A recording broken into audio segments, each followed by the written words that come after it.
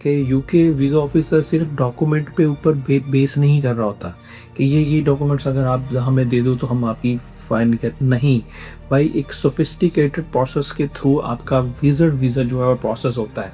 सबसे इम्पोर्टेंट, सबसे मुश्किल, सबसे डेफिनेटली ये जो विजिट वीज़ा जो लेना है वो सबसे मुश्किल है पाकिस्तान से।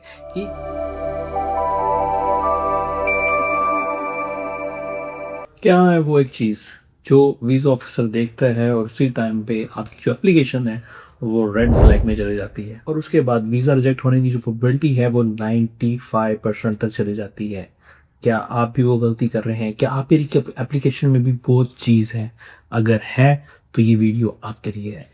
3 मेजर गलतियां हैं जिसको वीज़ा ऑफिसर देखते ही आपकी एप्लीकेशन जो है वो वीज़ा रिजेक्ट में चली जाती है। पहली, फेक डॉक्यूमेंट सबमिट करना। दूसरी, अनकंसिस्टेंट डाटा प्रोवाइड करना कि एक जगह पे आपने कुछ डाटा मेंशन किया है और दूसरी जगह पे आपका कुछ और डाटा मेंशन किया है। तीसरी गलती है अनएक्सप्लेन्ड फंड्स, मतलब आपके फंड्स तो डेफिनेटली आपके अकाउंट में मौजूद है, बैंक स्टेटमेंट भी बनाई हुई है, बट उसका सोर्स अनक्लियर है, सोर्स नहीं है, पता ही नहीं है कि फंड्स कहाँ से है। ये 3 मेजर गलती हैं जिसकी वजह से वीज़ा ऑफिसर देखते ही अपने एप्लीकेशन बिना सोचे हुए आपकी जो रेड फ्लैग आपको मिल जाए। लेकिन सबसे बड़ी गलती और सबसे खतरनाक गलती कौन सी होती है जो कि एप्लीकेशन को खुद भी पता नहीं होता, वो है आपका ट्रैवल पर्पस में और बैंक स्टेटमेंट में कॉन्ट्राडिक्शन। मतलब मान लो आप ट्रैवल प्लान कर रहे हो यूके का, टूरिज्म का, और आपके बैंक बैलेंस में उसका प्रूफ नहीं है, उसका सोर्स नहीं है, उसके फंड्स ही नहीं है।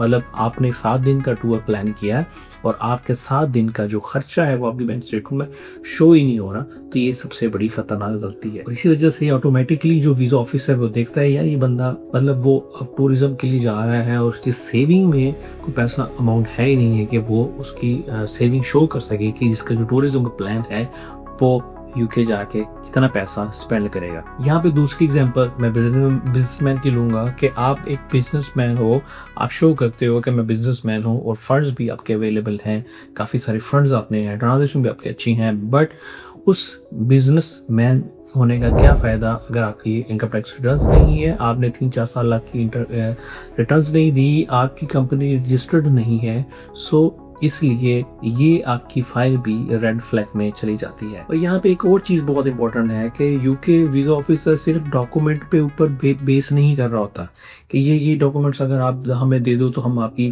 फाइन कर नहीं भाई, एक सोफिस्टिकेटेड प्रोसेस के थ्रू आपका वीज़ा जो है वो प्रोसेस होता है। सबसे इम्पोर्टेंट, सबसे मुश्किल, सबसे डेफिनेटली ये जो विजिट वीज़ा जो लेना है वो सबसे मुश्किल है पाकिस्तान से। एक एक चीज़ आपकी वेरीफाइबल होती है, जो भी आप बिजनेस के डॉक्यूमेंट्स देते हैं उसकी वेरिफिकेशन जाती है, आपका एम्प्लॉयमेंट लेटर की वेरिफिकेशन जाती है, आपकी बैंक स्टेटमेंट की वेरिफिकेशन जाती है। तो ये एक सिंपल फार्मूला नहीं है कि अगर आपने ये 3 डॉक्यूमेंट्स की गलतियाँ अगर आप अवॉइड भी कर लें तो डजंट मीन कि आपकी ये 100% वेरिफिकेशन नहीं होंगी। अगर ये डॉक्यूमेंट्स सेम आपने जो प्रोवाइड किए हैं सेम एग्जिस्ट करते हैं, सेम जेन्युइन है, तो आपका जो वीज़ा लगने के चांसेस हैं वो काफ़ी ज़्यादा इंक्रीज हो जाते हैं। इसलिए मैं हमेशा ये कहता होता हूँ अपने काफ़ी सारे क्लाइंट्स को जो हमारे पास आते हैं कि वीज़ा लेने के लिए डॉक्यूमेंट्स इकट्ठे करना ज़रूरी नहीं होता। ये एक स्ट्रेटजी और प्लानिंग के थ्रू वीज़ा हासिल करते हैं। अगर आप भी यूके का विजिट वीज़ा प्लान कर रहे हैं नेक्स्ट मंथ में या 2026 में, अपने प्यारों से मिलने के लिए जाना चाहते हैं, अपने बच्चों की कॉन्वोकेशन देखना चाहते हैं, या किसी की शादी अटेंड करना चाहते हैं, या वैसे ही टूरिज्म का प्लान करना चाहते हैं, तो एक बार स्टडीफाई के ऑफिस फैसलाबाद नेम सत्याना रोड पे हमारा ऑफिस है, विजिट करें। हम आपकी प्रोफाइल को देख के आपको बहुत अच्छा गाइड करेंगे और आपको बताएंगे कि आप यूके का विजिट वीज़ा कैसे हल कर सकते हैं। Thank you so much. आज